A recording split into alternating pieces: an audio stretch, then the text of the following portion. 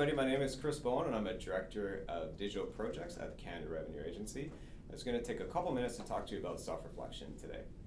More and more I find that myself and the people around me, we want to work with somebody who is engaging, who is self-aware and is always striving to be better and better. I've found that self-reflection is a really hard but really important tool to help you get there.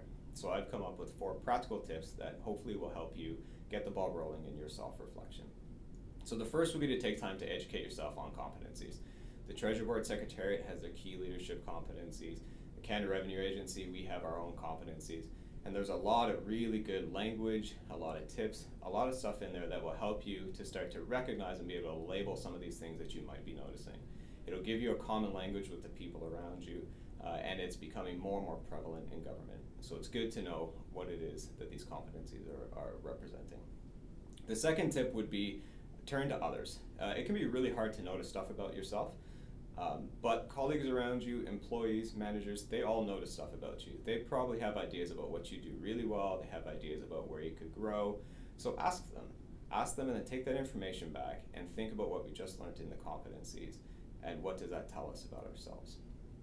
The third tip I would offer up would be to assess your interactions with people. This one has treated me really well. I did it when I was a student all the way up to now as a director. And what this means is a couple times a day, take a step back, take a deep breath, and think through who it is that you interacted with today and how those interactions went. Ask yourself, would I work with me again or want to work with me again after those interactions? If the answer is no, find an excuse. Find an excuse to go back and turn that into a positive interaction.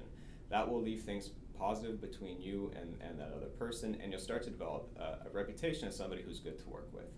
You can actually do this in writing too. I find this really effective as well, which is, we all have those emails that we spend a little bit too much time writing because it's a bit of a complex message. Well, when you get your response to that, reread your initial email, then scroll up and read the response that you got. That might help you to identify what you actually said versus what you thought you were trying to say. So that would be the third tip. The fourth tip would be to treat life like a job interview. I find that when I interview people and when I give answers in interviews to different scenarios, they are great answers. Multi-pronged approach, really complex stuff, really creative things that I say I would do. But then when I look at what I'm doing in the real world and I compare that to what a good interview answer would be, I'm usually only doing about half of it. It gives me some really practical gaps in terms of what I probably should be doing to tackle some of these challenges. So those are 4 practical tips that I have found have treated me really well in my career so far. Hopefully you find value in a couple of those yourselves. Thank you very much for the time, and I appreciate it.